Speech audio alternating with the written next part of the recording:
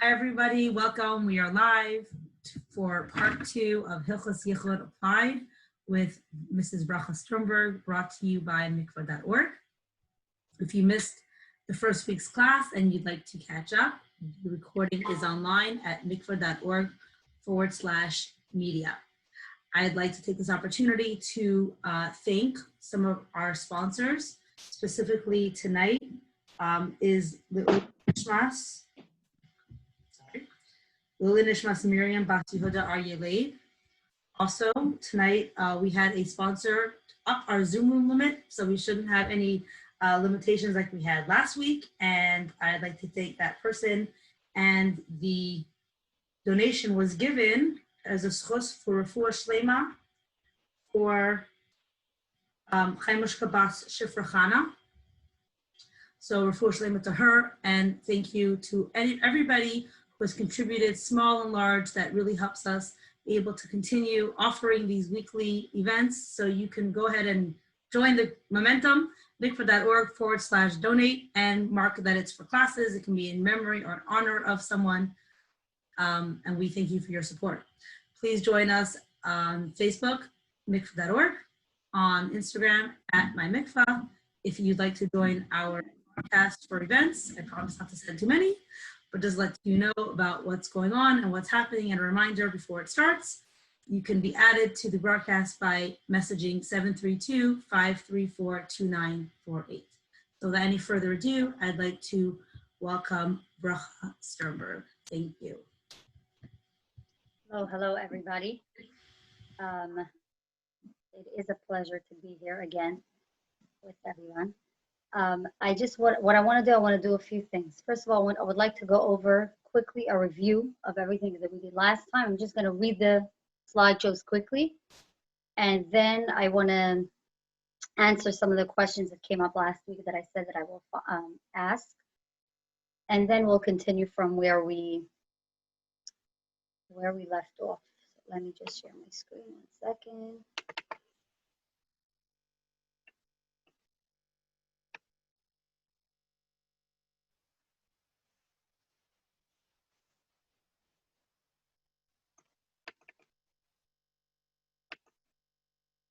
There we go.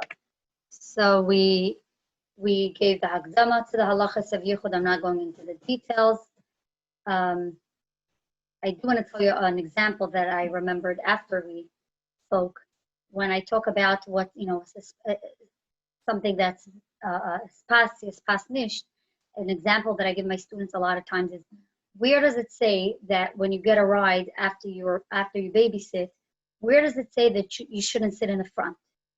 So the question, is it halachically permitted? It doesn't say anywhere a girl is not allowed to sit in the front seat when a man is giving her a ride. It doesn't say. But is it befitting or not? Is it appropriate? Is it something that is pasnisht? And I always tell them also that even if you don't have this sensitivity, I'm telling you, you could trust me. You don't get into the front seat when a man is driving you. Sit in the back. You could sit in a car seat, yes, even if there are no seats in the back without car seats. But it should feel inside as something that is inappropriate. And if it's not, trust me, do it a few times, you'll regain sensitivity.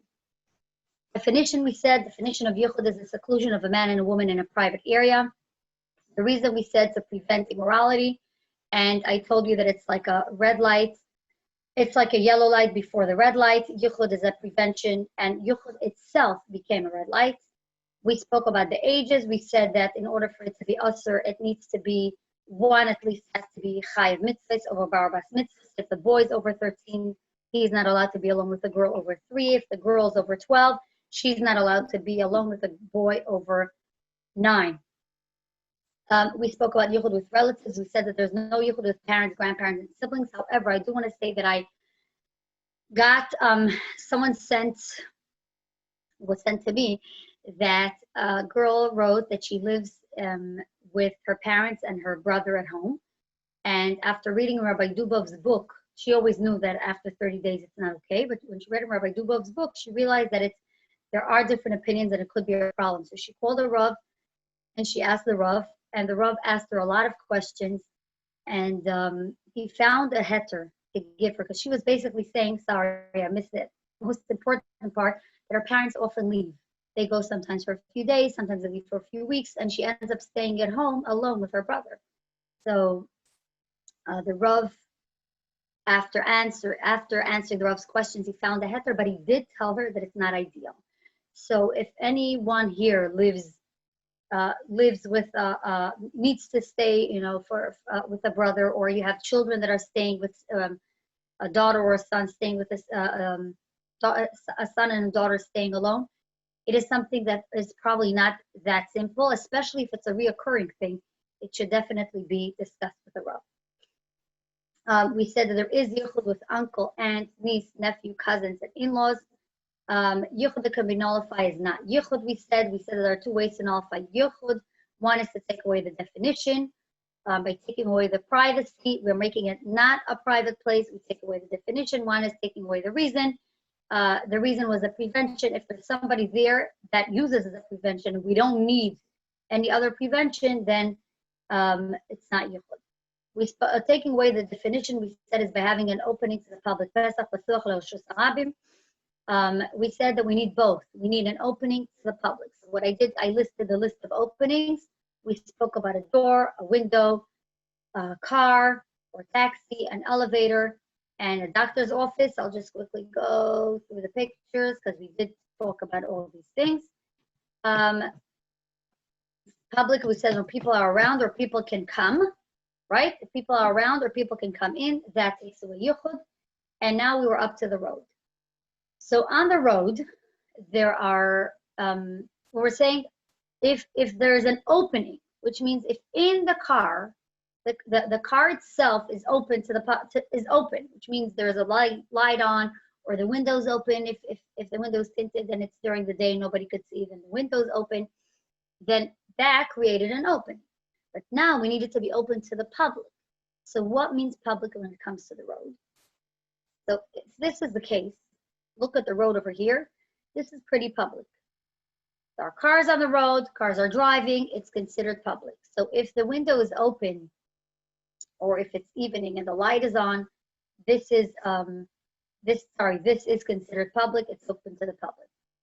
If this is what it looks like, if the road looks like this, it could be during the day and it could be anywhere. But if the road is empty and there are no cars on the road, then it's not considered open to the public. Yes, there is an opening, but it's not open to the public. So this applies to, out of town, I'm sure there are many roads like that.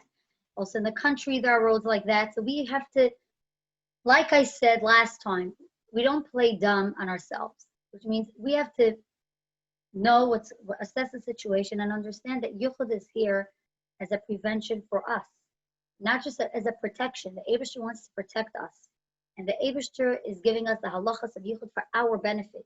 So it's even for the nefesh habahamis, we have to explain that it's not worth it to start playing with the halachas of yichud and play dumb because it's for our benefit. So because the Eibishter said it's not even a question. But if our nefesh habahamis mixes in with the start, it's for your good. So if the road looks like this, it's yichud. Let's go to the night. So here, look at this. There are people outside. It looks like there are cars around. It doesn't look like it's not empty. The road is not empty. There are people there. If you turn on the light in the car, people could see inside. It's not yichud.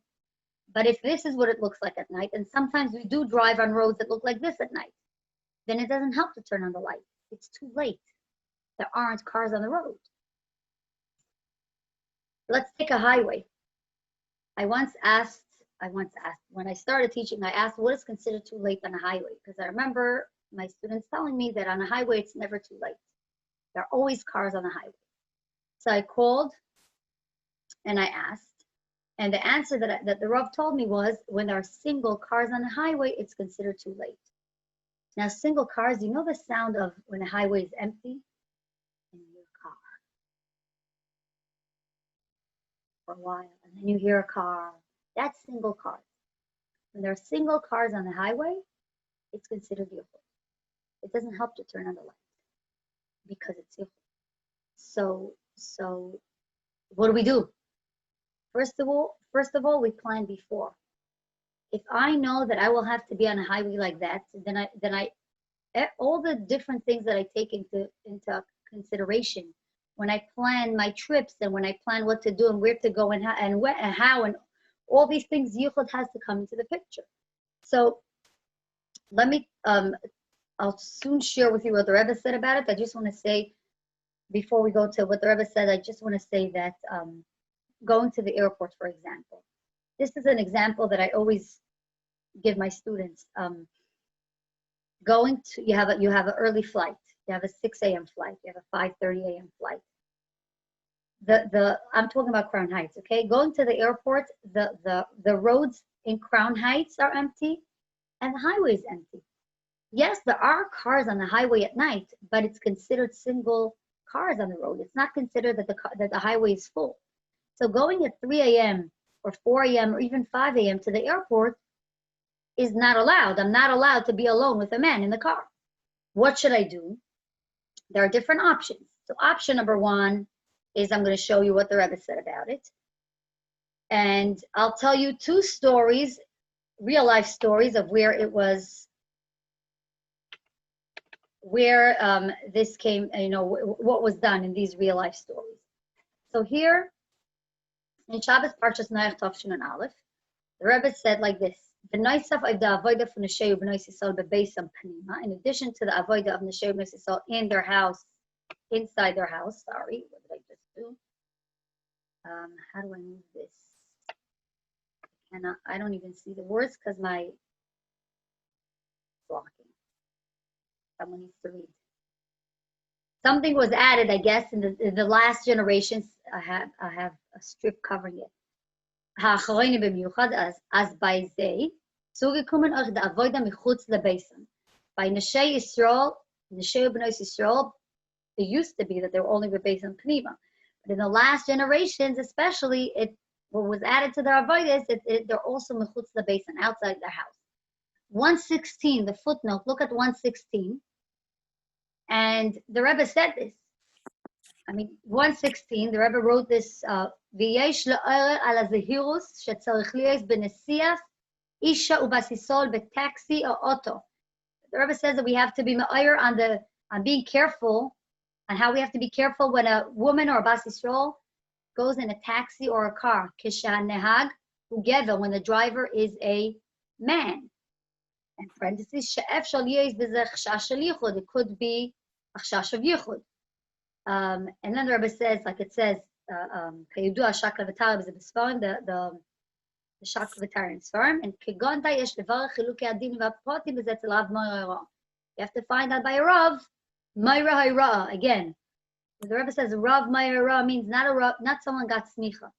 Rav Moira Hayra means a Rav that paskins halachas for people. Because the reason I'm mentioning this is because I did get this year, a girl was telling me that she asked a Rav of a certain website about something that I mentioned that was inappropriate, and she asked this Rav, and it was not a Rav. A Rav, he was a rabbi, maybe a Chabad house rabbi or whatever. A Rav means a Rav of a Chabad community that paskins halachas for Chabad communities. This is a Rav. This is what the Rebbe is saying, Rav Mayra Rav. Now look at the star, please. The Rebbe says, Shanahagu Gevel, when the driver is a man. Ubifad shebizmanenu, especially in our times. Ubifad be'ir gedoyla k'mo New York, in a big city like New York. V'chayotze b'zeh. In cities like New York, Efshal le'isha limtzoy, or the husband, a woman could find or order a taxi with a woman, isha naheges, with a woman driver. The Rebbe spoke about when the Rebbe mentioned that in the last generations, the avodah of women is also outside their house. Together with this came the ha'ara, saying that if we're talking about this, let's mention that we have to be careful with when we drive in a car and when the taxi driver is a man, and we have to ask the Rav what the halachas are. And the Rebbe says, especially in our time, we could find a woman driver. So if we're in a place that we could find a woman driver, there's anyone that could help with driving, any woman, then this is for sure much better than taking a man. We'll see what we can do to take a man, but besides for an opening to the public, if it's a time that I can't have an opening to the public, it's too late. So we'll see what else we can do. That week, after the Rebbe spoke Shabbos Parshas Noach, on Friday, look at the date, Yom Vav, Erev Shabbos Kodesh Parshas Lech Lecha, the week following the Rebbe's Sicha, Zayin Man Cheshvan Tavshin and Aleph, the Rabbanim came out with a letter about what the Rebbe spoke. And the Rebbe, what they probably people asked them, what they wrote is B'mayne l'she'elas rabim. They're answering to the question of a lot of people that asked, Oidas t'siyas nashim im nehagim varim, and according to what the Rebbe spoke. So they answer like this: Aleph, kisha'isha levada, when a woman is alone, muteres linsoya rak bayoim. Okay, when a woman is alone, sorry, I'm looking for the, here it is. I want to use the spotlight when I'm reading. Okay, when the woman is alone, she's allowed to go in the car only by day, or balayla keshehaderech muar heitev, when the roads are well lit, v'davka ba'ir beharechayvos yesh tnuas oivum v'shavim oy mechoniyos. The road has to be well lit, but it has to be in the city where the streets are full with people or cars. Now, I do want to point out that I don't remember, Tafshin and Aleph was a long time ago. I don't remember what this window situation was then, but I do know that today the windows are so tinted sometimes that you can't really see. So when they're saying that the road is well lit, it means that it's well lit and people could see. If the road is well lit, but the car is so dark and the windows are so tinted and you can't see, then we have to create a possibility to see. Another option for the woman to be alone with a man in the car. Zulas Hanal, yeah, besides for this, Muteras Ninsoya Rak im Shnei Anoshim Kesherim. If Aleph doesn't apply, then she's allowed to be in the car only with two kosher men. Milvad Nehag, Afilu B'Nehag Yer Shamayim. Even if the driver is a Yer Shamayim, besides for the driver, she needs to be with two kosher men. I did ask what kosher men means because I will mention kosher men later. The answer that I got was that we draw the line. We don't know who's kosher, who's not. There are people that are not kosher. We don't know there are people that are kosher, and we don't know that they're kosher, which means kosher means sneistic.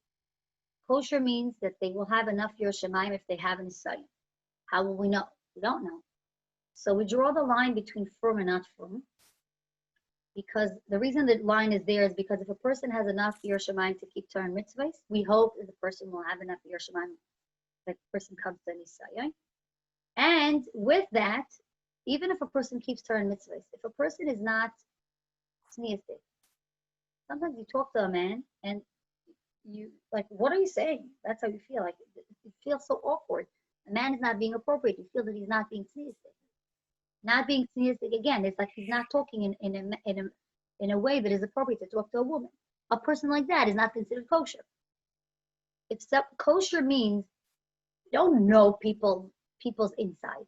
But kosher means that he's from Shemar mitzvahs, and also I heard that willingly he's not exposed to things that are really not theistic. We don't know a lot of times, but if we do know, then this person, even if he has a yarmulke and a long beard, he's not considered kosher. B'noisaf lehanal. Okay, in addition to Aleph and Beis, צריכים להשתדל עד כמה שאפשר לנסוע רק עם נהג המוחזק לאדם כושר ודל. In addition to Aleph and Beis, we have to really try to only go with a driver that is considered a kosher man. Vodal means dilemavin. We understand what they mean over here. And then they say here ve'al kain. Therefore, in order not to get into halachic problems, in a place where you could order a woman driver, it's the right thing to do. Look in the Sicha, Parshas Noach, etc. Now they conclude, it's understood that we have to be careful with yichud, not just in the car, like they spoke about over here. And I don't know exactly how to say kayotze, meaning anywhere else, basically. Nakuda, what's the nakuda of this? Ledakdek v'lahader b'tznius matim lekvoda basmelech. We have to be medakdek and lahader and tznius like it fits basmelech. Okay, let me share. Just need to see the time. Okay, let me share 2 stories with you, real life stories. So one story happened, I don't know how long ago, years ago. I was in Eretz Yisrael for Pesach. We came probably early. My 2 of my cousins were in Eretz Yisrael for seminary, sisters, and they were by my parents for Shabbos before traveling back to America. And Motzei Shabbos, my cousin came over to me and asked me to order a taxi for her. She needed a taxi for something in the middle of the night. I told her, okay, so comes to me later, and I said, it's not, the stations are open. We could call 5 minutes before we need the taxi. We don't need to order it right now. Soon I'll call. Soon. Around 11:30, she says to me, okay, that's it. Soon is now. Please call now. I go to the phone, and like sometimes you think only when you need to do something. So when I went to the phone to dial, I said to her, wait, you can't go to the airport at 3:30 with the taxi. It's too late. It's yichud. I said, what do you mean? I'm with my sister. I said to her, that's not enough. That doesn't take away yichud. We'll see later. So she freaked out. So what should I do? I said, I don't know. Go now. She said, but I'm not ready to go now. We ended up asking my father what to do, and my father said, you're right, it's not, but my father said, before we went to my father, I said to her, but don't worry, I remember that there is for sure a woman driver in one of the stations. I'll call them. So I started calling. I called one, the other. Finally, I got to the one that had the woman driver, but they said to me that she's out of the country. She's not in. So there's no taxi. So we went over to my father and we asked him what to do, and he said that it is yichud, and he told my cousin that he will drive her. But it's still yichud. A man driving 2 women, we'll see soon, is still yichud.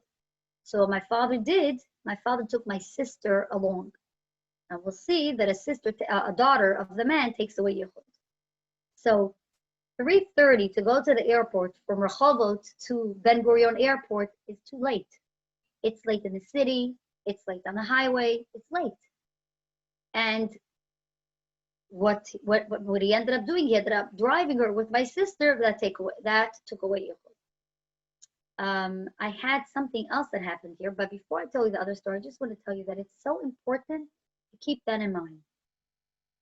My sister called me a few months ago. She was flying somewhere, and she wanted to ask me which ticket she should purchase, the 6 a.m. or the 9. And she was explaining to me why the 6, why the 9. The 6 was cheaper, the 9 was something else. And I said to her, 6 way, how are you getting to the airport?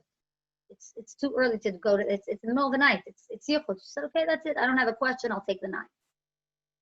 It just like I take into consideration what's the price of the ticket, what time do I want to arrive at the place that I'm going to, do I want to come too early, do I want to come too late, like all these things we think about. We don't just open we don't just book tickets. We have different things that we take into consideration. We calculate different things when we book tickets, right? One of the major things that has to go into consideration is what time is the flight? When am I going to the airport? Is it going to be too early? Not too early. It's like in the middle. Is it in the middle of the night and there are no cars? Is it too late? Am I arriving too late at my destination? How am I getting from the airport to where I'm staying? All these things have to be part of the calculations and all the things that we put in when we think about the ticket that we're going to purchase.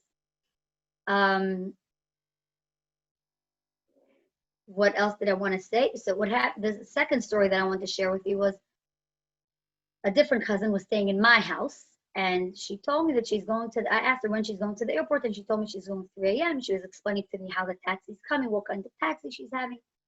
And I was thinking to myself, let's see, but then I said to myself, mind your own business.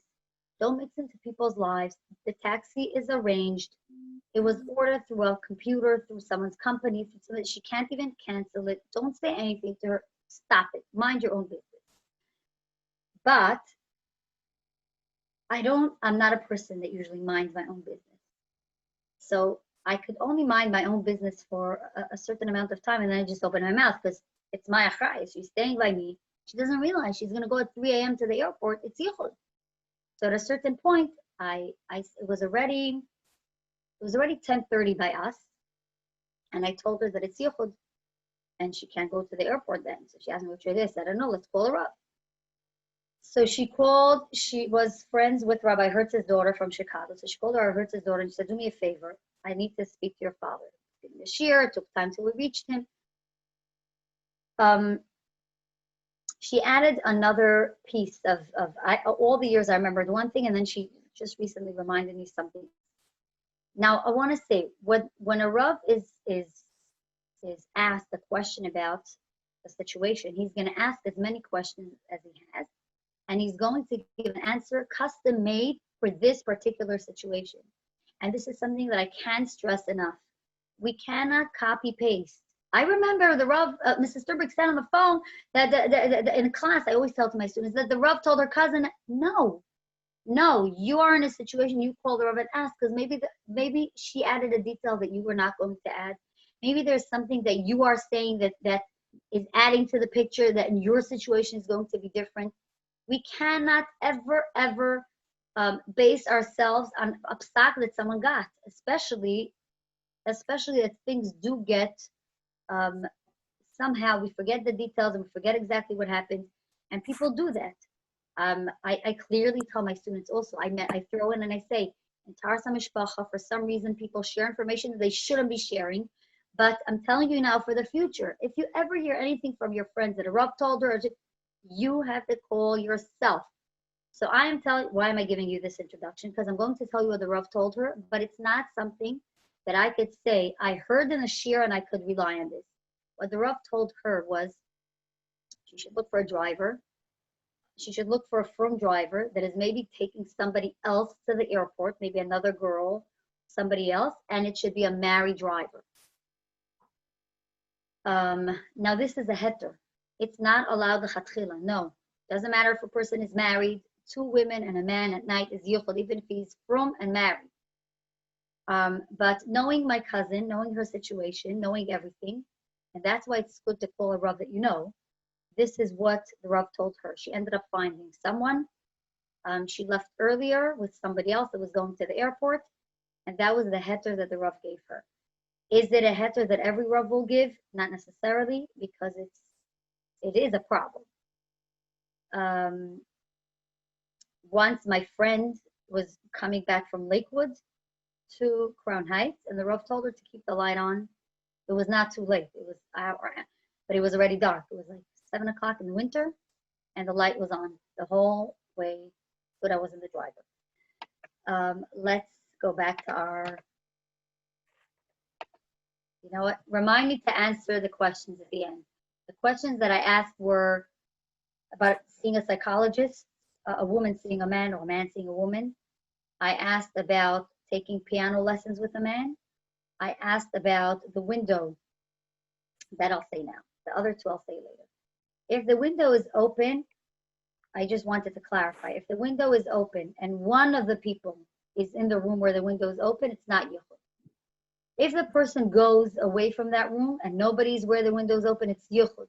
But the Rav told me that he's not going to say that this is yichud because maybe the person will leave the room. If, let's say, you're sitting in the living room and the window is open and your uncle is staying in your house upstairs or somewhere else, as long as one person is where the window is, then it's not yichud. I also asked about,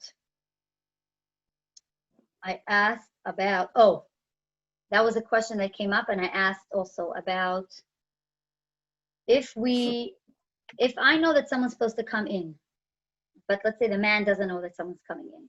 Is it enough that one person knows that somebody's coming in? And the answer that I got was no, it's not enough. For me, it's not yichud because I know, but for the man it is, which means he doesn't know that someone's coming in. So in this situation, if I know, I asked my father, Rabbi Gukowski from Eretz Yisrael, the car, no, the car was a rough from the my cousin's story was not my father. This, I asked my father, Rabbi Gukowski from Eretz Yisrael. Back to, sorry, not the window. Oh, but we both have to know that someone's coming in. So if, let's say I'm in the house and my cousin's by me, but I know that my children are coming home, I need to let him know. It's not yichud because my children are coming home any moment. By both of us knowing, it takes away yichud. So that was, he actually told me that it's an interesting question. It's like, wow, interesting question. I guess, okay. I'm gonna ask you to raise your voice a lot. Me? Yes, that's much better. Thank you. Okay, I'll sit close.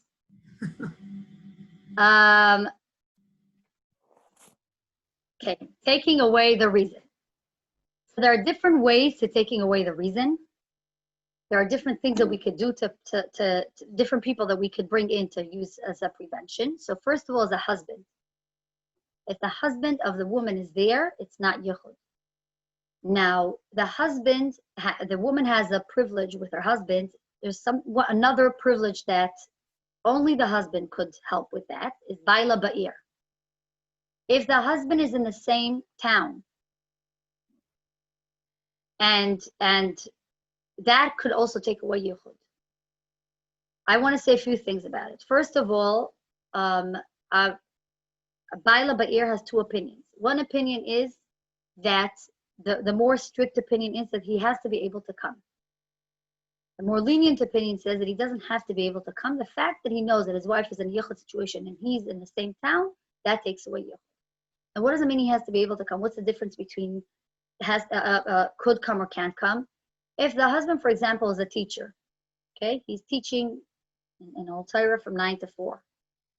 His wife could tell him at 11 o'clock or 10 o'clock that the worker's home, or her cousin came, or someone came. He can't do anything about it. Yes, he's in the same town, but he has a classroom. The second graders are sitting there and he's teaching them. He can't leave. So that, according to the more strict opinion, that this baila ba'ir doesn't help because he can't technically show up until 4 o'clock, and she knows that. According to the more lenient opinion, the lenient opinion says that it's not that he could show up. What takes away yichud is the fact that she knows that her husband is in the same area, close to where she is, that she feels the awe of her husband, she feels his presence. That's enough to keep her away from doing anything. And according to the lenient opinion, even if the husband can show up, it's still not yichud.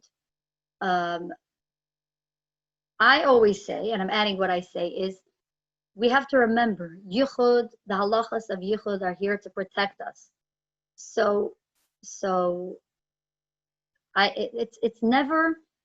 We will never be sorry for actually taking the more strict opinion when it comes to this, because if I know that it's here to protect me, then if my husband can't come, then I don't want to rely on that. But there is a lenient opinion, and you could also rely on that. I asked about Crown Heights. Where is it considered? The husband's the same town. What's the same town? What's Crown Heights town? The answer that I got was that Bar Park is already considered a different town. It's like Till Park Slope in the area that's close to here. The same town means really in the same area. If you're living in a big city, you're living anywhere that's a big city, it doesn't help that the husband's in the same. If you live in Chicago, for example, if you live on one side of Chicago and your husband's on the other side of Chicago, it's not considered the same town. It has to be pretty close. But you could ask the Rav in your area, or that knows your place, what is considered baila ba'ir for you, and when can you rely on such a heter. So that for a wife, a husband could take away yichud. Wherever, if there's a couple there, if I am, let's say, somewhere and there's another man, if my husband is with me wherever I am, it's not considered yichud. If he's in the same city and I know that he can technically come, what I do usually in a situation like this, when I rely on baila ba'ir, not just what I do. We need to let the husband know, meaning the wife has to let her husband know that she's in a yichud situation. So just either send him a message or call him or whatever it is, tell him someone's here, meaning he should know that he's right now being the guard. A wife could take away yichud for her husband. The terminology in halacha is ishtoi imay or ishtoi mishamaltoi. His wife is with him or his wife protects him. But if you see here ishtoi imay, the wife has to be with him. The wife cannot be in the same town. The wife has to be where her husband is. She could be sleeping also. It's okay. So here the question that was sent, if you're the hospital is later, but let's say you're staying somewhere, the wife is sleeping, the husband's up, or by you're sleeping, your husband's up, and you have your niece by you. It's not a problem as long as you are in the same house. There's a certain amount of men and a certain amount of women that take away yichud. So if you see over here a few men, by day it is 2, by night or on the road it's 3. So if let's say I have 2 relatives staying in my house, if it's 2 men and a woman, take away yichud. It's not yichud. By night or on the road it's 3, and that's why, if you remember in the letter of the Rabbanim, it said that besides for the driver there is Yer Shamayim, there should be 2 more men, because it's on the road. On the road it's 3. By night or on the road, the number increases and it's 3 men. By women we need more. What just happened? Sorry.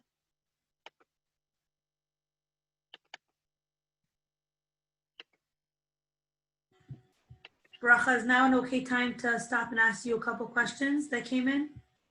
Let's do just the women and then we'll do the questions, okay?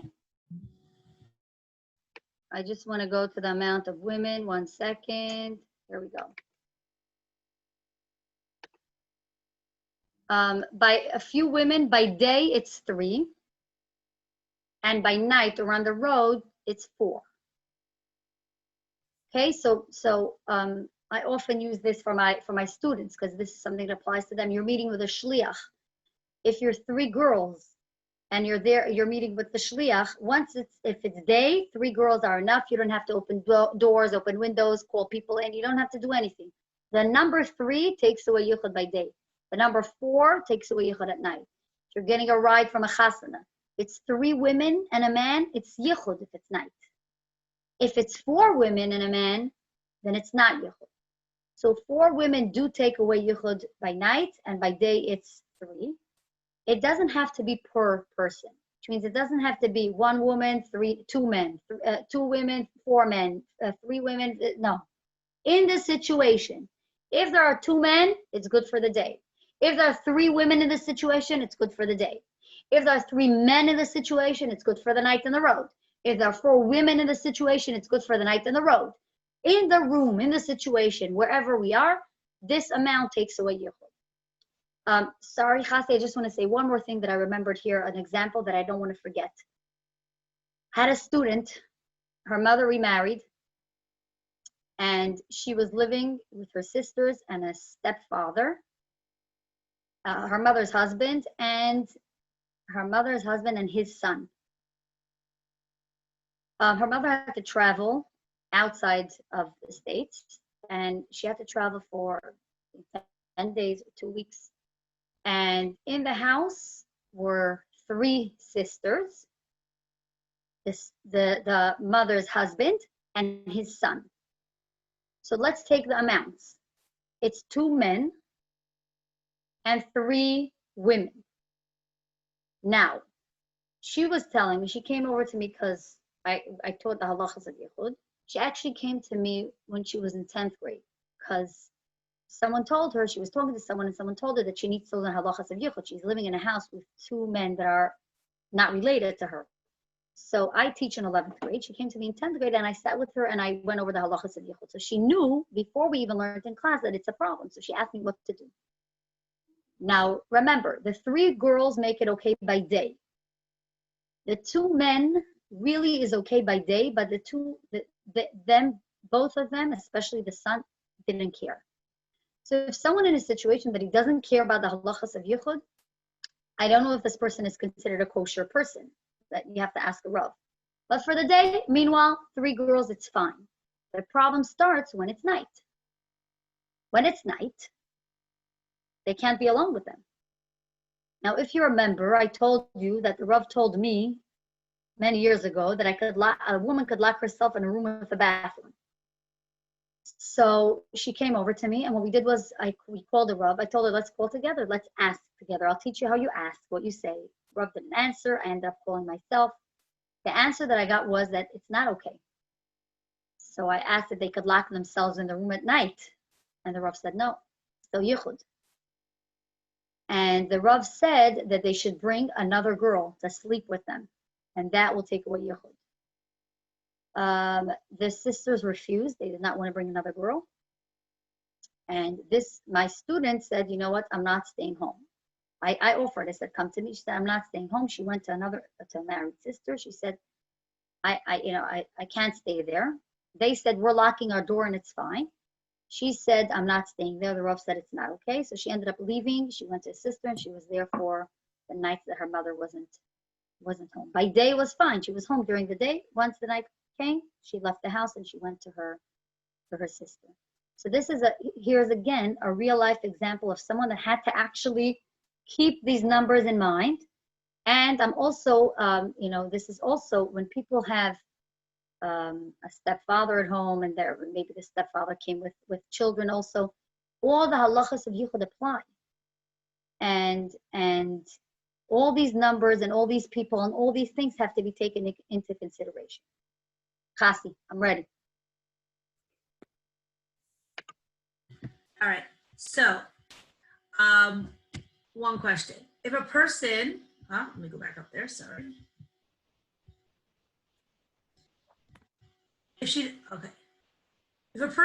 a woman is in a car at night with a man, would it be okay if the woman is on the phone the whole time, like with a camera, videoing the ride?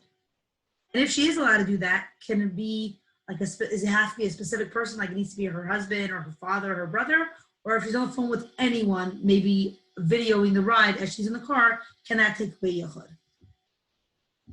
This is a question to ask a Rav. Maybe in a b'diavad b'shasat chak, the Rav will tell her to do that, but I don't even know. This is something that a Rav I never got an answer like this, or never got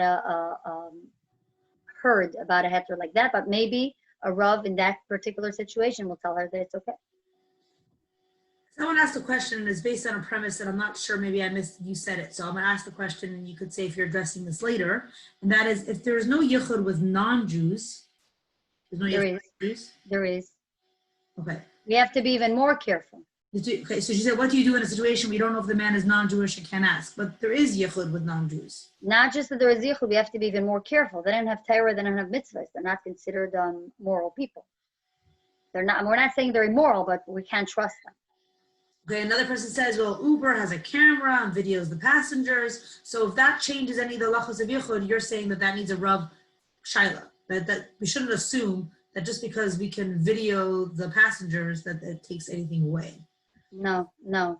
And I want to add to this that we should get here also. I shouldn't go in and say, really, there's a camera. And really, no, this is something that a Rav has to allow such a thing. If the Rav didn't say it's okay, it's 100% Yichud. So when does night start?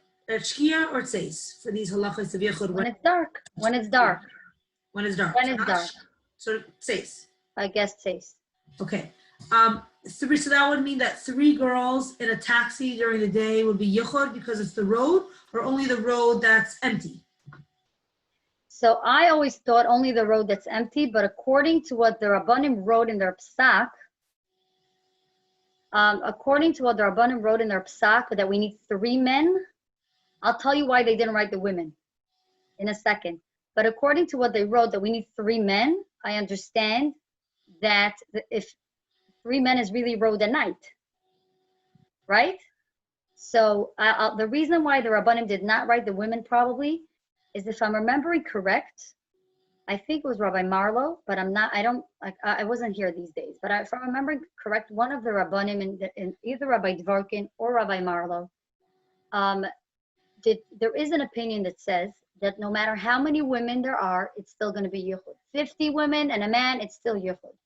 One of these rabbanim followed that opinion, and because of this, I remember hearing that in Rabbi Marlow said it's better. Okay, thank you. I remember hearing that in Beis Rivka on the trips, there was always a couple on the bus, because once there is a couple, it takes away yichud.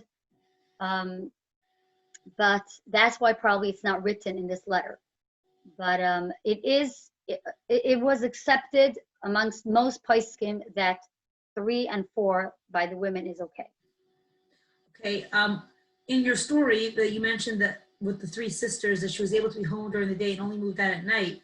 So is it okay if these sisters come in and out, or do all 3 sisters need to be home all day long in order for it to be okay? If the sisters come in and out, it's already the opening to the public, okay. Which means if you understand what I'm saying, we're relying on something else that takes away yichud. Okay. And last week you had mentioned that you would say this week, so I'm bringing it back, about why you didn't use Baila Be'ir when your brother's friend was at your house. Because of what I said, that my husband teaches at night and he can't come. So I went according to the more strict opinion, and I said it doesn't help that my husband's in the same city. He can't come. He has a class that he has to entertain. So he's teaching. I did not want to rely on the lenient opinion. And then another question that someone brings up is that what category does speaking to boys or boys speaking to girls fall under? Is this part of yichud? Talking to the other? It's not part of yichud. If we have time, I don't mind talking about it after.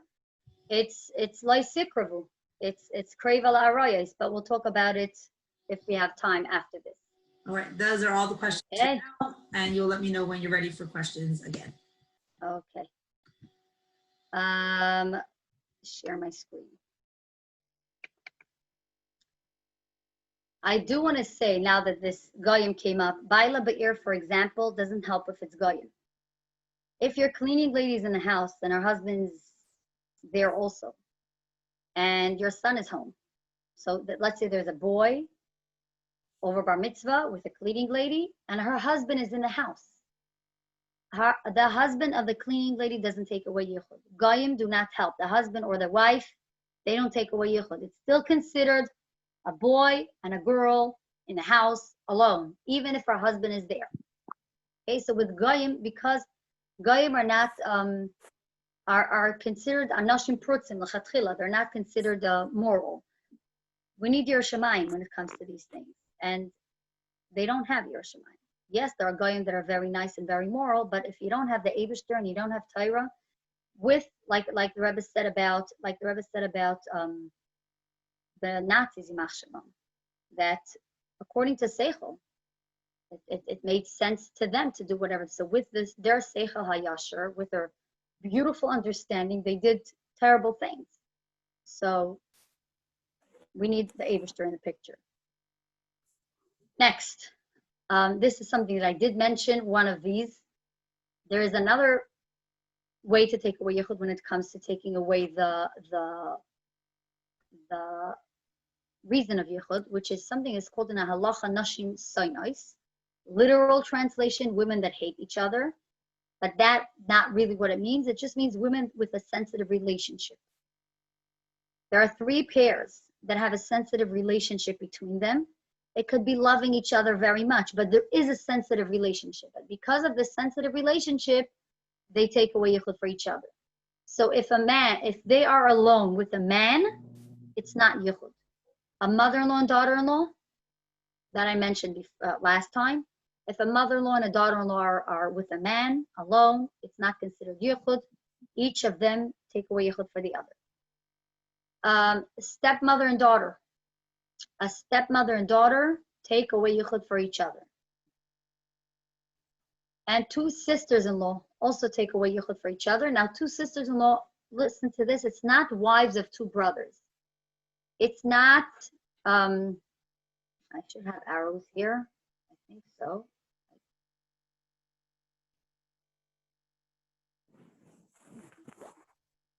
Not wives of two brothers means over here, look over here. It's these are the wives of the two brothers. They don't take away yichud for each other. But it has to be the my husband's sister or my brother's wife, which is really the same. How it's just the point of view changes what the words that I'm saying right now. It's either your husband's sister or your brother's wife. There has to be a husband involved over there. That's a brother to someone. These two sisters-in-law take away yichud for each other. There is a sensitive relationship between these three pairs, and they take away yichud for each other. For some reason, it keeps on closing. Sorry.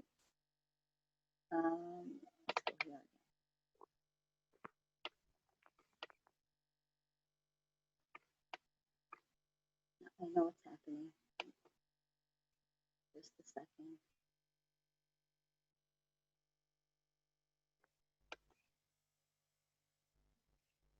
Sorry.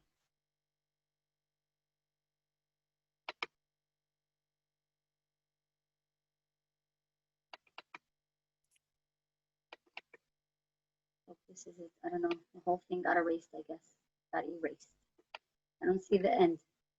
Where is the end? 1 second.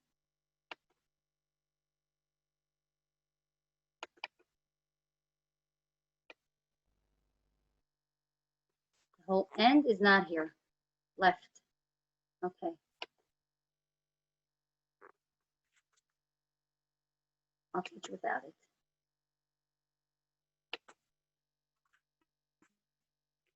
Okay.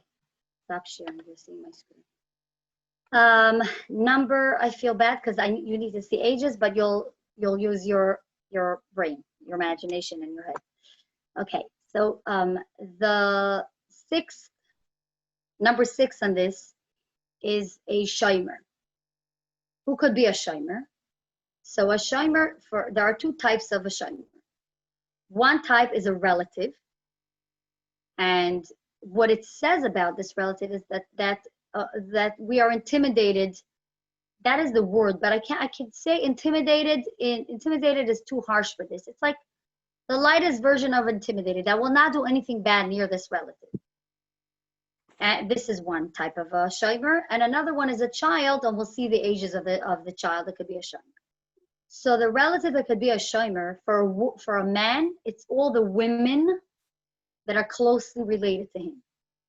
It's his mother, it's his wife, it's his sister, it's his daughter, his granddaughter, all the women that are closely related to him, his grandmother, mother, wife, sister, and daughter, granddaughter. All these could be the shomer for a man. For a woman, it's all the men. All the men could be a shomer for a woman. All the men that are closely related.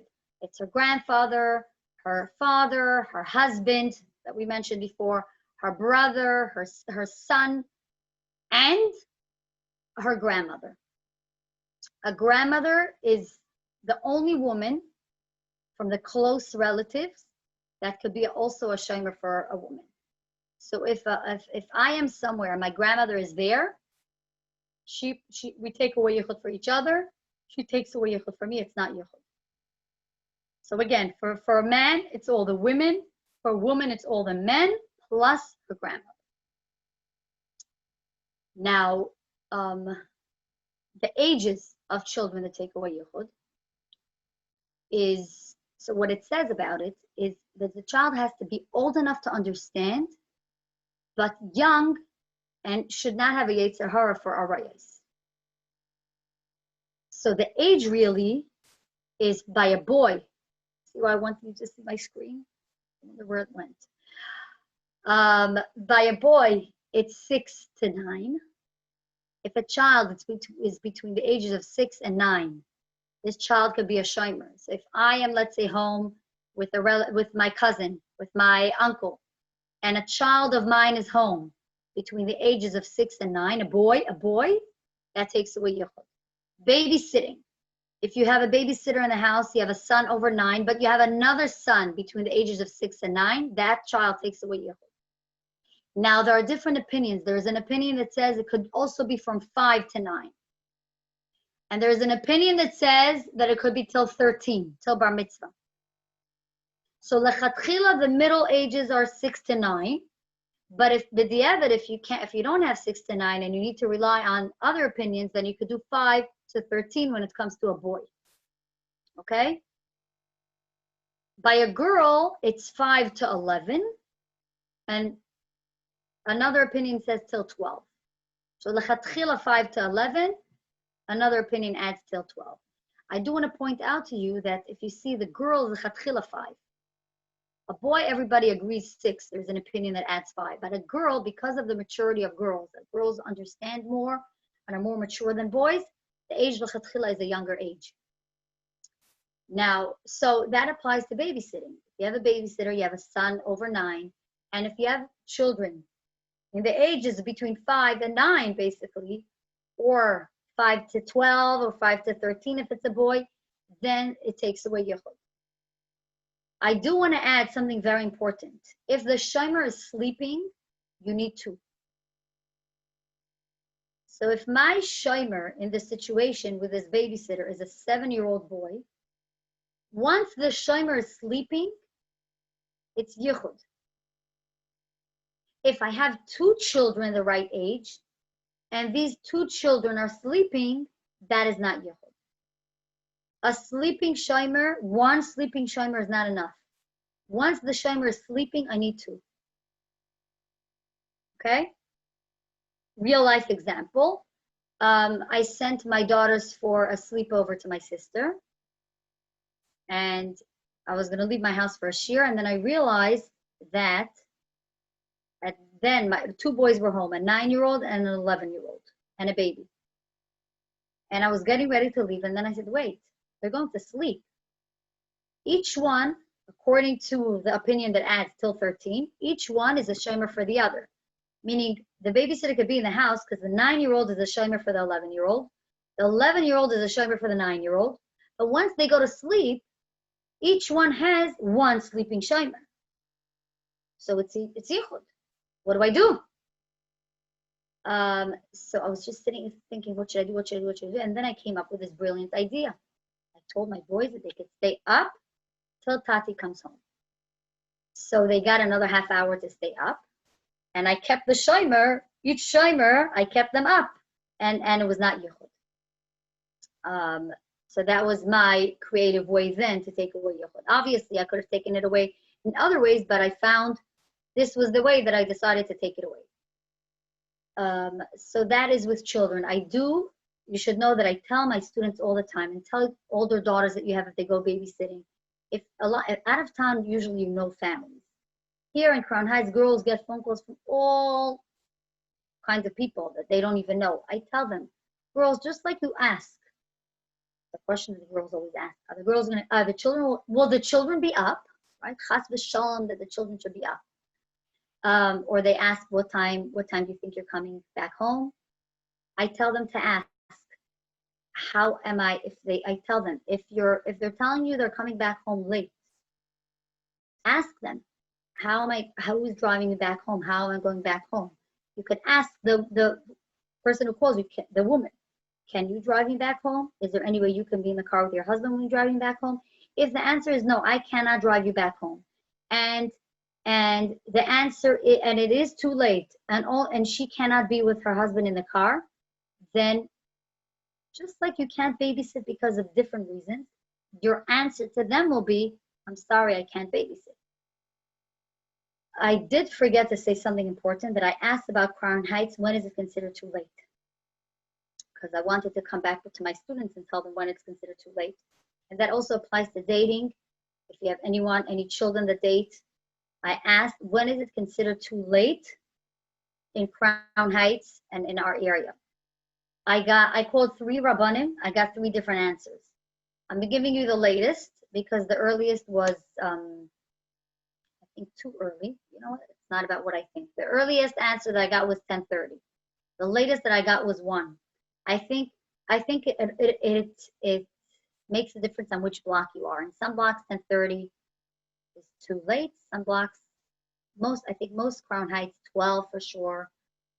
And then all Rabbanim said that when we have guests in the neighborhood, it's not considered Yichud until later, because there are more people around that are up till much later. So it's considered Yichud later than the time that they all told me. So let's say 1 o'clock is the latest answer that I got. If I tell them, if you hear that they're coming back 1:30, or they're coming back at 1, or let's say you live on I don't know where, on a street that is quiet and there are no cars there, there are no people there, you know your block. And you know that on your block at 12 o'clock, it's quiet, there's nobody there. Then if the woman can't drive you, or she cannot be with her husband in the car, then it's not an option. I also tell them to ask, how old are the children? And I tell them, sometimes the woman will not know that you're asking about Yichud. So she could tell you, don't worry, they'll all be sleeping. You could say, I just want to know because, don't worry, it's not Yichud. Find out. Sometimes people don't know the halachas of Yichud. They'll just tell you it's not Yichud, but they don't realize. They don't know that it needs to be 2 sleeping shayrim. Find out, just like you ask different questions. Ask, how old are the children that are going to be sleeping? I just want to make sure it's not Yichud. And I do tell you, whoever's listening to me, and you have daughters that are babysitting, please talk to them about it. Encourage them to include this, just like I said to you when we book a ticket.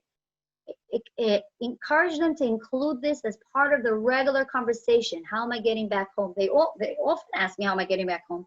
They just want to know to themselves. But the how am I getting back home should also be for Yichud purposes. How am I getting back home? About dating, this is something that we have to raise the awareness. A boy and a girl alone in the car when it's too late is Yichud. Coming back after 1 a.m., according to all 3 Rabbanim that I asked in the neighborhood, after 1 a.m. is considered too late. If the boy and the girl are not nervous that the boy will drive her home because it's late enough and people are not outside, it's Yichud. It's Yichud. When she's getting picked up, he doesn't come to the house. They don't want anyone to see that they're going out. If they're not nervous for him to drop her off at home at the hour that they're coming home, it means that people are not around. It means that it's too late. So turning on the light will not help if it's too late because people are not around. Especially it becomes even a greater problem, and this will lead to our next thing that I want to talk about.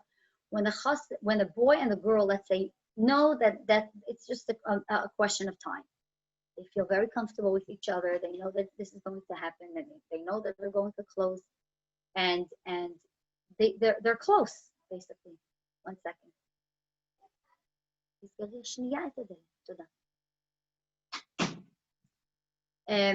They're close with each other. We have to be even more careful when they feel comfortable with each other than in a situation where they're just random strangers. So when it comes to dating, and this is something that I also want to say, the boys don't know. A boy maybe will know that he has to turn on the light, and that is in the good case that he will know that he has to turn on the light. Most of them don't even know these things. And I always tell my students, don't rely on the fact that you think that he knows. If you know, bring it up. Say to the shadchan you want to start earlier because it's Yichud and you don't want it to be Yichud. I don't think I did anything. The screen is, okay, sorry. Say to the shadchan, and I tell them also, and I'm telling this to you because if you have daughters or sons this age, if the boy doesn't care or the girl doesn't care, and or you get the vibe that they don't care about the halachas, you don't want to get married to them. If they don't care about something so important, that you feel that they don't care, not a misunderstanding, you feel that they really don't care, get out of there. If a person doesn't care about something so important, it's not for you. So this is something just to raise the awareness of where it comes into place when it comes to babysitting, when it comes to coming back from dating, when it's late. It needs to be not so late. Let me just make sure that I go through in my head, make sure that I said everything here. Okay, so liboy gaspa. The last thing that I want to talk about over here is liboy gaspa. Liboy gaspa means that the heart of the man is coarse with the woman. What does that mean? It means that the man feels comfortable with the woman. In a situation where the man and the woman feel comfortable with each other, and that is, like I said, a chassan and kala, or a boy and a girl that are almost getting engaged, or it could be anyone. My uncle, my cousin, my first cousins that I feel comfortable with, a son-in-law, a father-in-law, anyone, a brother-in-law, any man that we feel that feels comfortable with the woman, they feel comfortable with each other. They have to be even more careful than a regular situation. For example, Baila Ba'ir, the husband is in the same city, doesn't help when it comes to Liboy Gaspa. If I have, let's say, in my house, my brother-in-law is staying, and we're comfortable with each other, doesn't help that my husband's in the same city. If we feel comfortable with each other, we have to take away Yichud in a stronger way. I'll give you more examples where Liboy Gaspa made a difference. A student of mine told me, a girl told me that she gets a ride every day with her cousin back to where she lives. She's from Queens, 5 Towns, Long Island, somewhere over there, like I don't know where. And she tells me that she gets a ride with her cousin every day. She says, but it's not always the same time. Sometimes he finishes late, sometimes it could be 11 o'clock at night. So I told her that it's not okay to go so late with, and I said, and you're comfortable. She said, you don't understand. He's like my brother. It's not anything. He's like my brother. Now, when she said that, that's right away I said to the class, girls, you hear these words? He's like my brother, but he's not. He's a cousin. If you feel so comfortable with your cousin and you're telling me that he's like your brother, it's not okay. She came back telling me he got smicha, he's whatever. She told him, he said it's okay. I told her, listen, as far as I know, it's not. I will call a Rav and find out just to make sure that I'm not making up. But because the reason it's not okay, because it's a Liboy Gaspa situation. And in a Liboy Gaspa situation, you can't, even if there are cars on the road, but to every single day go into the car with this person that you feel so comfortable with is a problem. I called the Rav and I asked, and the Rav told me clearly that it is a problem. And not just that it's a problem because of Liboy Gaspa, he said when it's a reoccurring situation, then it becomes a problem also, which means the heter for Yichud is for situations that happen randomly every once in a while.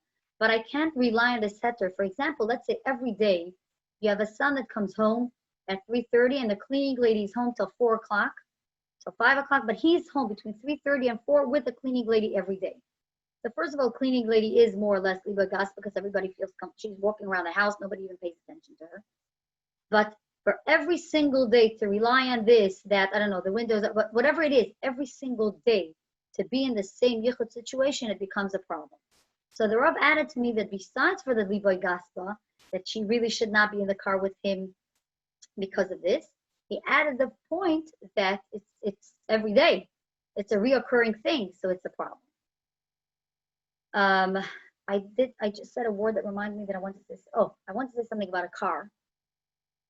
That Reb Moshe Feinstein, Paskin, that a car is a problem.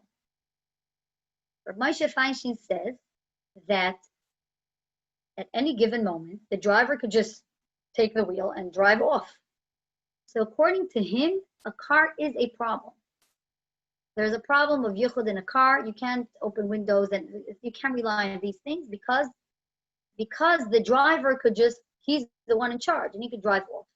L'payel, it was not a psak that was accepted lahalacha amongst most paiskim, and there is a way to take away yichud in a car, l'payel.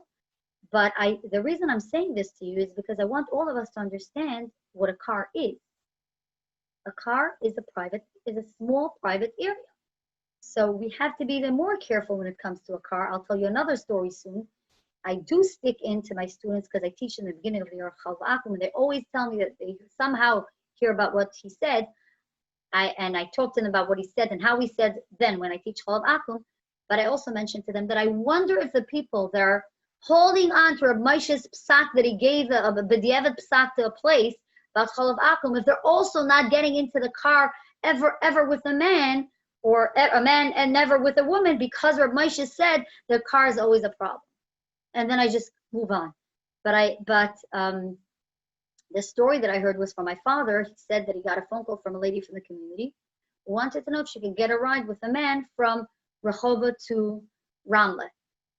Between Rehovot and Ramle, when my father got the phone call, was a highway, I would say like a 12, 15-minute highway. And she wanted to know if 8 o'clock in the morning she could get a ride with a man in the car. Now, the reason my father told me this story, he told me the story to show me that you have to ask the question right. He said, if I wouldn't ask her questions, what's the problem with getting into the car 8 o'clock in the morning from Rehovot to Ramla? It's a very busy time. It's fine. But he started asking her questions. And with the questions that he asked, this was what he understood was she wasn't just asking about one morning. She was asking about every day. And the person she wanted to go with was her boss, was the person that she was working for him in his store. He was the boss. She wanted to get a ride with him to the store in Ramla every day. And the answer was no. Yes, it's 8 o'clock. Yes, there are cars on the road. Yes, people could see. But because it's a Liba Gaspa situation, the answer was no. They feel comfortable with each other. They work with each other. The answer was no. Okay, I do want to answer the questions that I was asked, the 2 questions that I was asked. I just want to make sure that I also said, there are a few points that I wrote to myself that I want to say. I wanted to mention Devarah Hanaviyah. We all know that it says, V'hi yosheves tachas toima. She sat under a palm tree. And the Mefarshim explained that she would sit under a palm tree because a palm tree is very tall, it's very high, and the leaves are the branches and the leaves are very, very high, and there's space you could see. So she would sit under a palm tree so people should be able to see. It should be a very open area. It shouldn't be yichud. I also heard this. I heard recently that Sha'ar Hulda, one of the reasons why the one of the Sha'arim of Beis Hamikdash is called Sha'ar Hulda was on the name of Hulda Hanaviyah, that would sit by that gate because of yichud. She didn't want people to come to her in a closed place, so she would sit near that gate, and that gate got her name Sha'ar Hulda because she sat over there, that it shouldn't be yichud. Okay, if we have time, I'll tell you 2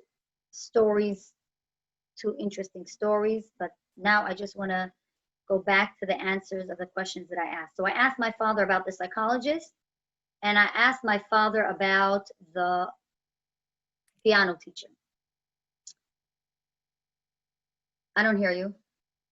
Sorry. If you could please repeat the question of the psychologist and the piano teacher so we know what you're referring to. Yes. Thank you. The question is it a problem for a woman to see a man psychologist, therapist, psychiatrist, you name it, or opposite, for a man to see a woman? So it is a problem. It is a problem.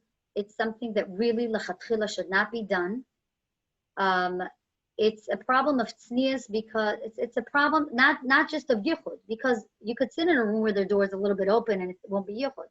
But because when a person goes to a psychologist, or you go to a therapist, you open up and you talk about what you have on your heart and emotions, and you get all emotional, and you talk about different things that are really yours, that are inside of you, and you don't usually share them with others. This is a problem, and it should not be done, not because of yichud, but because of tznius. You build a relationship, and it's a relationship that should not be built with a man. Meaning, talking about us, or talking about it. But he did tell me that there might be situations where there are different reasons for maybe to do differently, but it's not something that we could judge and decide ourselves. It's something that you have to consult with a Rav, and you need a Rav that understands in nefesh, meaning understands in there are different Rabbanim. And I'm being talking about halacha and Torah and all that. Rabbanim could be very knowledgeable and know a lot of halacha, but there are certain Rabbanim that you feel that understand more in the nefesh of a person. In a situation like this, sometimes it's important to discuss a question like this with a Rav that understands more the nefesh of a person if you have reasons why you think this would be the right thing. I don't know if for a married person they would allow it, but I don't, meaning a married woman to go to a man, but maybe there are situations in life where maybe children need to go somewhere or whatever it is, that if you discuss it with the Rav and you bring up the reasons why you think this is what you want to do, he might tell you that yes, chances are that it's not okay. But he said that if you feel strongly that this is something that's right to do, then you have to discuss it with the Rav. Meaning this, for this situation, that's the right thing to do. Generally, it should not be done at all. About piano teacher. So this is a question that my students brought up. A piano teacher, he said that it could be not a yichud problem because you could keep the door open, but it's very, very hard to sit next to the piano and learn and take lessons and not touch. The problem is more the touch. He doesn't sit far. He's going to show her what to do. Chances are that she's maybe not going to hold her fingers right, or maybe, I know myself, my piano teacher was very aggressive. She would hold our hands and move us, and a Russian lady. But he did say that it's not something that should be done. He also added that is, I don't know if it's something that exists here in America. This is that he also tells when women call him or girls call him if they want to take driving lessons, he tells them not to take driving lessons by a man, because even if it's not going to be yichud, he says for sure they have to be careful that they don't go on deserted roads and there's always cars around. But even if it's not yichud, a lot of times it's tzad negia. And if you know that this is a situation where it's going to happen, then it's not okay. Any questions came in? Yes, a lot of questions. Okay. Okay. I was trying to organize them, but I'm just going to ask them in the order they were given, and we might jump back and forth. Is there an opinion that many non-Jewish men don't cancel yichud? Like, for example, if I'm in a store and they're closed, let's say it's 5 to 9, and they close the store, and now they're locked to the public and new customers, would that make it like that for the men it was 3 at night? Would 3 at night not work anymore because it's not Jewish men, so now you need more men? How would that work in that situation? It does say that it needs to be kosher men. I remember reading somewhere that with anashim prutzim, even 10 is not enough. It means it needs to be a real is enough? What? Is there any number with an anashim prutzim that is enough? 15, 20, any number? It doesn't say a number. The only problem is that there's no next year. I could find out, but. You can find out, and then we can find out. Okay. Post it. We can post it underneath. Okay. Okay.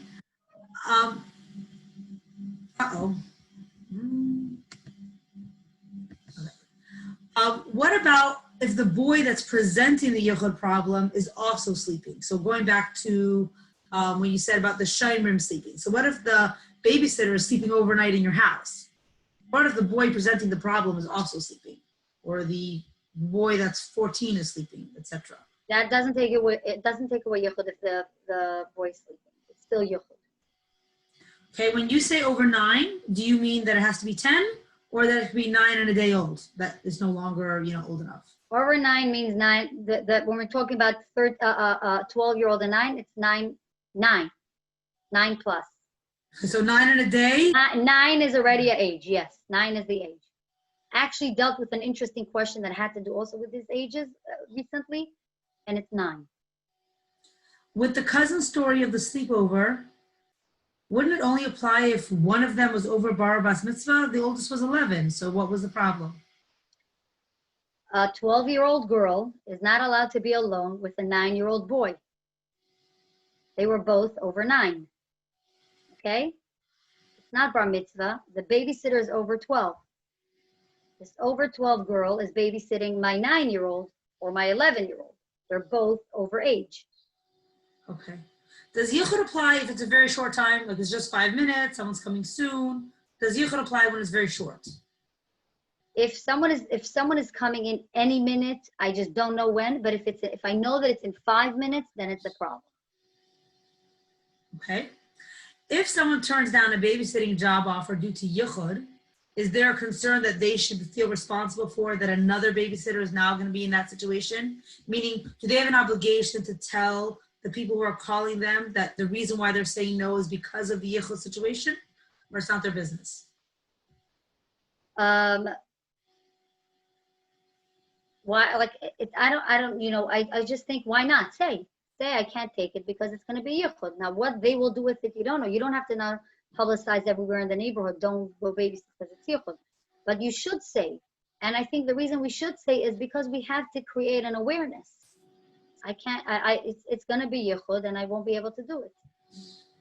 Okay, another person says, I don't know if I understood correctly. A woman can't take a taxi to an airport by herself by day? By day, it's fine if people could see. If the windows are tinted, she should open the windows. Okay. But if it's open to the public, it's fine. Okay, and then another person asked, what about a driving instructor? But you already addressed that. And Pesach Pasuach with the Libo Gospel, does it need to be open all the way wide regardless of the situation, the time of day, or do those time of day or situation make a difference? Say it again. A Pesach Pasuach by Gospel. Does the Pesach Pasuach need to be all the way open? Can it be a crack? Is there a difference there because of Gospel that will be different than a non-situation like that? You just have to make sure that it's taken away good. So if by you a little bit with a stranger is enough, maybe a little bit more with the Libo Gospel. All right, do you feel that it's the same for all instruments? Like, let's say for piano, it's impossible to not touch, but what about for guitar or cello or other instruments where maybe there's less motions of the hands? Would other instruments be more okay to learn with an opposite gender teacher? I would say, first of all, I would say you could call a Rav and ask, but I did have this with my son was over 9 and I needed to get, I got a woman to teach him and I called and asked and explained and said, and again, don't take my answer as an okay for a child that's over 9, call and ask.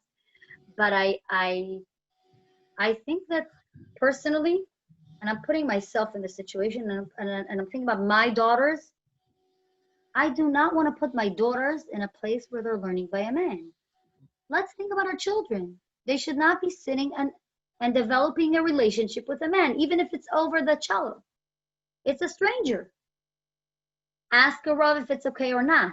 But before we even go to asking a Rav, go into this place. Do I want to put my child in this place of building a relationship with the opposite gender? Do we want to do that? Yes. Adding back to the store question with the non-Jews, we didn't have a number.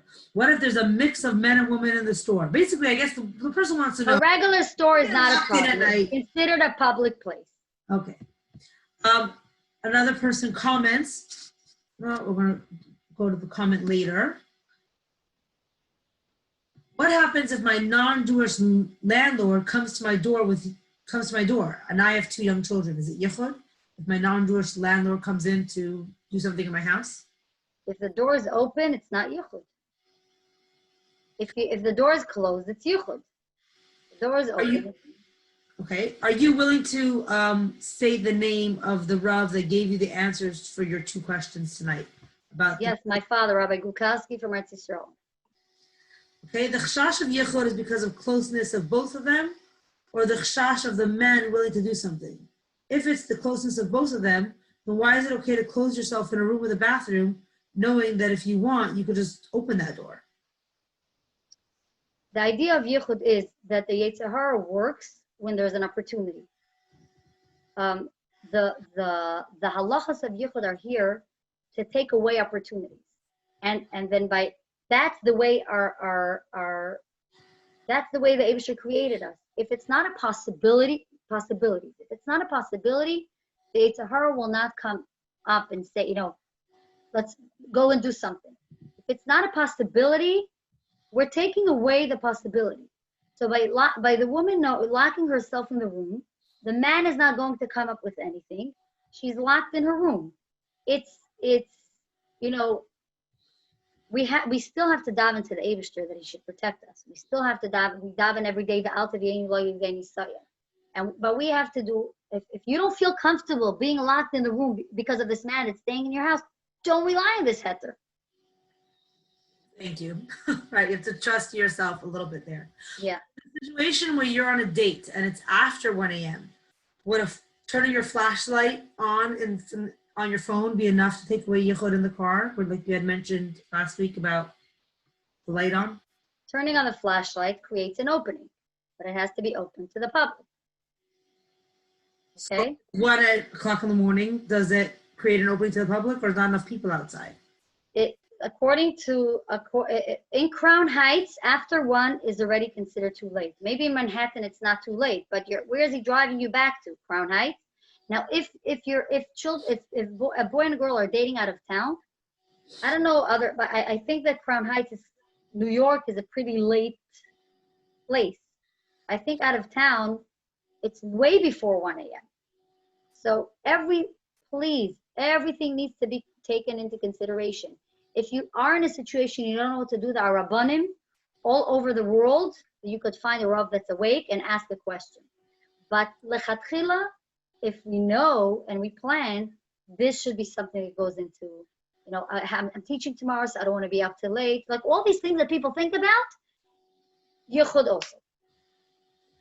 In the situation, okay, the landlord can just close the door. In the situation where we said that if the landlord comes to your house, it's okay if the door is open. Can't the landlord just close the door? You go and you open it. You reopen it. It's your house. Yeah. Okay. Back to the woman who's locking herself in the room. She can still open the door and leave. So we don't have any problem with the woman being free to leave. The problem with yichud is only that we're scared of the man. You mean she could be the problem? Yeah. She can open the door. Is that a problem? You mean she's not statistic? I don't know what to tell you. She's not statistic. She's not the daven and daven and daven. This is all I can tell you. According to halacha, if the woman locks herself in the obviously if a woman locks herself in the room with the bathroom, she cares about the halachas of yichud. If she's going to do things that are not okay, she will not be locking herself in the room with the bathroom. Okay? She will be so we have a problem. Right. So that's all the questions that Now, by the way, if a woman knows, and this is an answer that I got about something else. If a woman knows she has a problem, she has to be extra careful herself. Obviously, we're talking about a woman that has Yiras Shamayim. If a woman that has Yiras Shamayim has a problem, there are people that have problems, okay? There are people that the Eibusher sent to this world with different issues. If a person that has Yiras Shamayim knows that he or she has an issue, then they should take on themselves extra steps and be careful extra when it comes to any situation. If these are people that have Yiras Shamayim. Okay, we went through all the questions that have been posted so far. You mentioned 2 stories, so if you want to share those, and then this is the last. If anyone else has any other questions, please post them in the chat. You can either post it to everyone, or you can post it to me privately. I'm Chassi Rifkin. If you message me privately or message everyone, we'll have your questions while Brocha tells her 2 remaining stories, and then we'll go through the last batch of questions. So the first story is about Rabbi Yaakov from the city of Lisa. Not him, his daughter. The Nesivais, he's called the Nesivais. He wrote many svarim. After he passed away, his daughter was traveling with her daughter, with his granddaughter, who was a kala, to the next town to buy different things that they needed for the house, for the chasna, for whatever. And the wagon driver realized that he has 2 women with a lot of money. He knew that he was driving them to the next town shopping, and he decided to take the money away. So he drove off, and it says that he went to his house, and he called his friends, and they all came to his house, and they sat together. He told them he brought money. They tied down these 2 ladies, put them on the floor, and turned on a fire, lit a fire, had a feast, and then they were dividing the money. And when it came to dividing the money, they started fighting. They were fighting and fighting. He said, I brought the money. I deserve half. You'll take the other half. And his friends were saying, no, we came to help you with this thing. You have to give us more. Fighting and fighting. And in the middle of the fight, the door opens and a police officer walks in and right away takes care of the situation. Frees the two ladies, takes the money away, arrests the men, and sends them back home. The daughter of the Nesivos had a dream at night, and she actually documented everything. She went the next day to there was a Pinkas HaKahal in every town in those days. It was like a big notebook where they wrote different events, different things that happened. So she actually wrote it down over there, and it was found later on somewhere, and the story was taken from there and written in different stories. She wrote down that her father came to her in the dream at night, and he told her, what did you do? You were over on Yichud, and because you were over on Yichud, you lost your protection. And I begged and begged in Shemayim that they should save my daughter and my granddaughter, and nobody was ready to listen to me. They said, what do you want? She was over on Yichud. There's no way we could help. And I tried, and I went to higher places in Shemayim and higher places in Shemayim. Nobody was able to help me. Finally, I begged and I said that in the schus of my Sfarim, please save my daughter and my granddaughter. And when I said that, it was accepted, and this police officer somehow ended up over there, and you were freed and you were saved. But I came to you to tell you that. He tells her, I want you to know that the reason you were in such trouble was because you were over on Yichud. And it was so hard to take away this gezerah because you were over on Yichud. And when she woke up, she went to write this down. And the point of the story is to show us that it's something that it was a harsh thing. They lost their protection. He was a tzaddik. He was a big Talmid Chacham. He begged and went to higher places in Shemayim and higher places in Shemayim. And nothing helped until finally he managed to get this done. Another story was about 1 second. I just want to make sure that I say it right. It was about the Lavush, and the story about him. He was a businessman, and he sold clothes. And here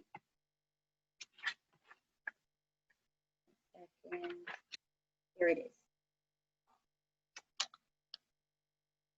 So his name was Mordechai Yaffe, I guess now. He was a regular person. He sold clothes. It says, the story goes that a goyta, invited him to her house to buy clothes, but she didn't really have in mind to buy clothes. She had in mind something else. He was handsome. He was dressed well.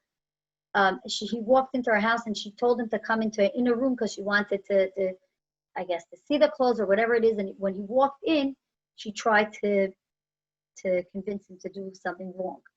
And it says that he ran away. The only way to escape from that room was running away through like a sewer pipe from that room, like a toilet sewer pipe. And that's what he did. He right away went into the sewer pipe and walked out of there into the street. And it says that in the schus of him not being, he was dressed in very expensive clothes. He looked very good, not thinking about what he looks like, not thinking about his clothes, not thinking about anything. He just ran away to escape from the Aveira. In Shemayim, it was decided that he will have a schus to become a big Talmid Chacham and write Sfarim. And he wrote, if I'm not mistaken, he wrote 10 Sfarim. Each one's called Lavush something. Lavush Malchus, each one has a Lavush, a different Lavush name. One of the reasons he says that he called his Sfarim Lavush is because of his name was Mordechai.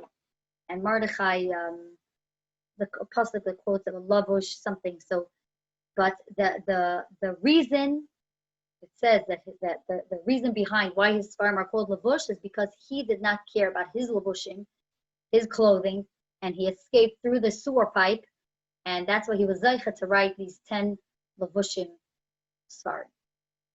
Any more questions before we say Yes, goodbye? yes. Two more questions.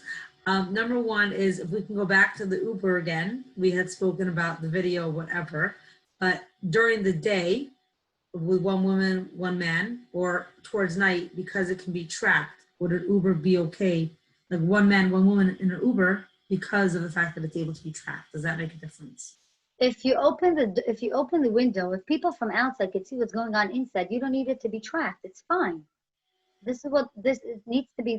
Was the first thing in the psak of the Rabbanim. It needs to be an opening to the public. It doesn't. The being tracked is not necessarily something that helps.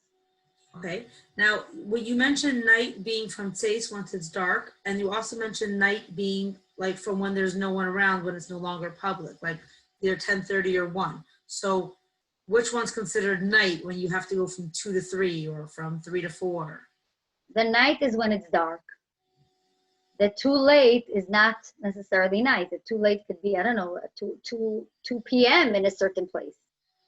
The too late happens to be night over here, but it could be, it's like, like in places, let's say where Shkia is at very late. Okay, 10 o'clock is Shkia.